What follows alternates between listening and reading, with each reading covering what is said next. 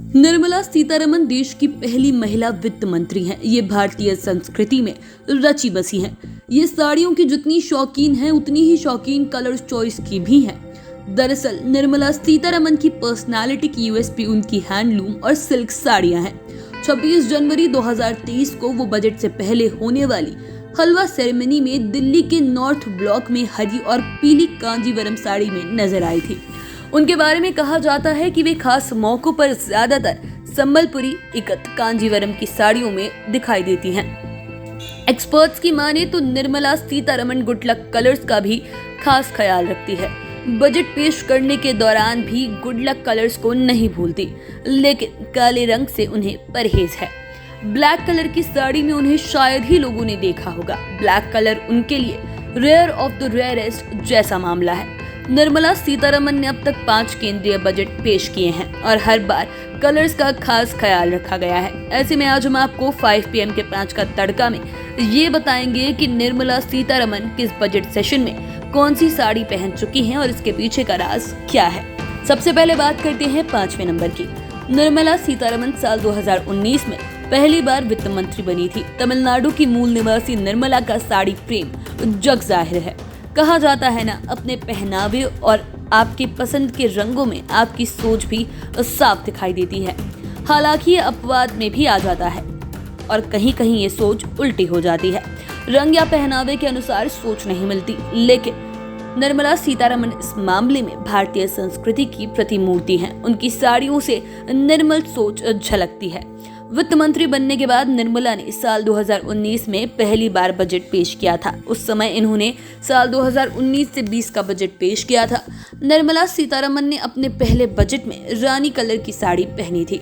Experts के अनुसार इस रंग को लोगों के व्यक्तित्व की गंभीरता, ठहराव, सद्भाव और संतुष्टि का प्रतीक माना गया है। अब बात करते हैं 4थे नंबर की। साल 2020 से 21 में निर्मला सीतारमण ने NDA 2.0 शासनकाल का दूसरा बजट पेश किया था। दूसरे बजट में उन्होंने गेंदे के पीले फूलों के रंग वाली साड़ी पहनी थी। एक्सपर्ट्स की अगर माने तो पीला रंग वसंत का प्रतीक है। इस रंग को आत्मविश्वास और सकारात्मक सोच वाला माना जाता है। कहा जाता है कि ये रंग उत्साह और उल्लास देता है, जो उनकी बौद्धिक क्षमता और ऊर्जा को भी दर्शाता है। और निर्मला सीतारमण इस रंग की साड़ी पहनकर कुछ ऐसे ही मैसेज दे रही थी। अब बात करते हैं 3रे नंबर की, यानी हम बात कर रहे हैं निर्मला सीतारमण के 3रे बजट की। तब निर्मला सीतारमण ने 2021 से 22 का बजट संसद में पेश किया था। उस दिन ये लाल गुलाब के रंग जैसी साड़ी पहनकर आई थी। यानी 3रे बजट में निर्मला की साड़ी का रंग गुलाब जैसा सुर्ख लाल था। एक्सपर्ट्स के अनुसार लाल रंग को शक्ति और संकल्प का प्रतीक माना गया है। इस रंग की साड़ी पर बनी अंबियां कला और संस्कृति के जरिए निर्मला सीतारमण कश्मीर से कन्याकुमारी तक पूरे भारत को जोड़ने का मैसेज दे रही थी।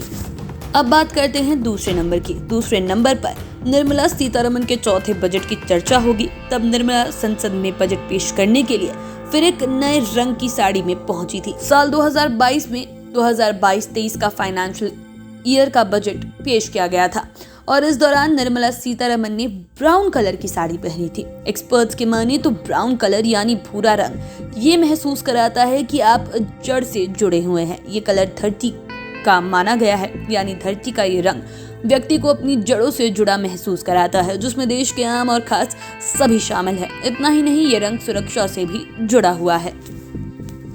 अब बात करते हैं पहले नंबर की, यानी निर्मला सीतारमण के 5वें बजट की।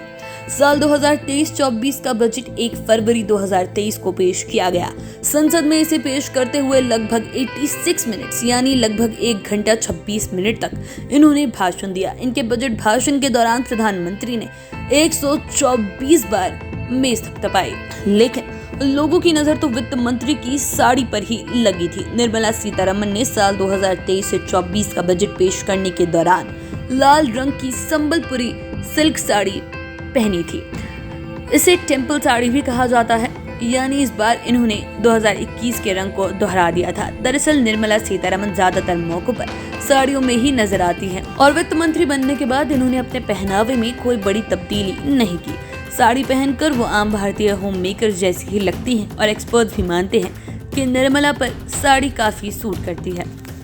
आप चैनल के साथ बने रहें। अगर इस वीडियो को फेसबुक पर देख रहे हैं तो पेज को लाइक करें, यूट्यूब पर देख रहे हैं तो चैनल को सब्सक्राइब करें। धन्यवाद।